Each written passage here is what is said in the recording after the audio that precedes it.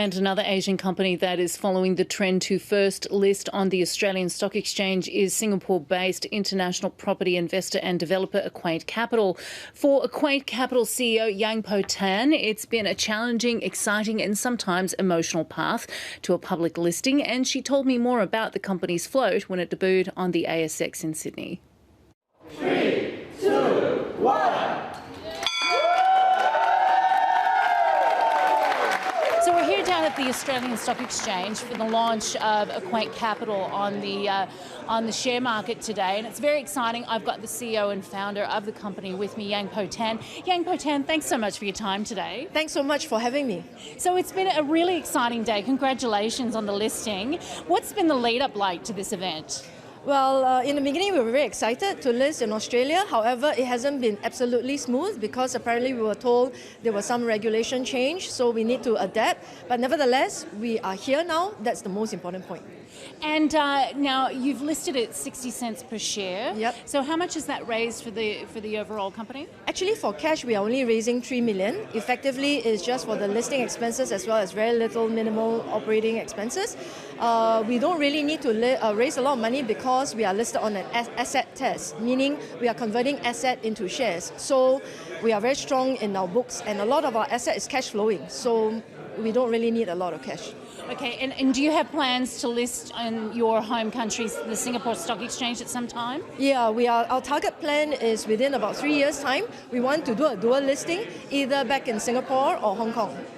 And what are the steps to getting to that? I think in order to do that, you need to have a market capitalization of 150 million, of which today we are already 64, and we have 3 assets which is already in the lineup, in the pipeline, which probably in the next couple of months we are going to inject into the company. So with this asset alone, we are already pretty close to the 150 million, so very doable.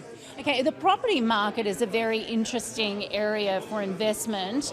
In your view, what sort of opportunities do you see in Australia?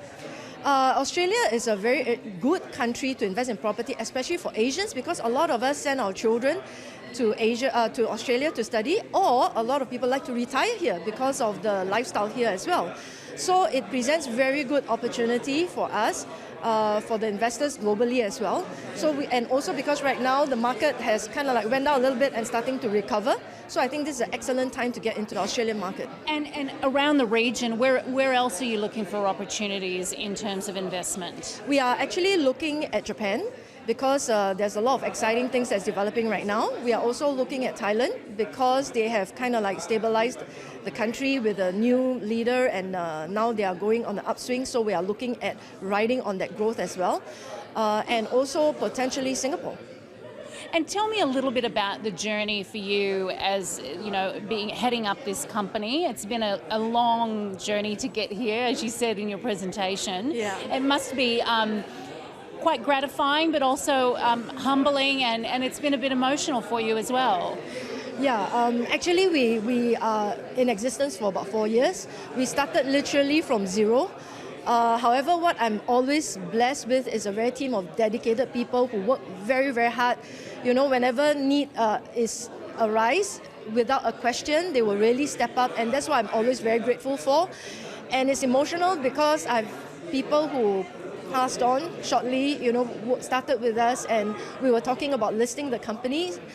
Unfortunately, he didn't live to see what we are today, but nevertheless, we believe that his spirit is with us. And we always say, Aquaint, we are one big family. Whoever is with us, we will always be a family.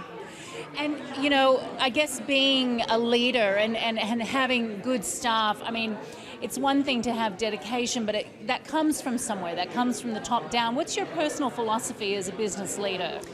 For me, I believe that if you really want to achieve anything in life, it's possible if you want it bad enough.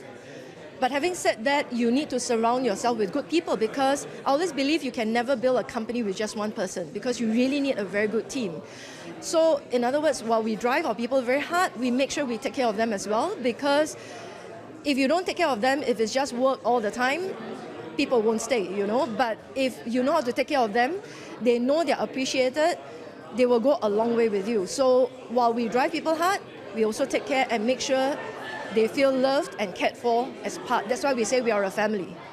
Yang Po Tan, thank you so much and congratulations again. Thank you so much for having me. Thank you for the time as well.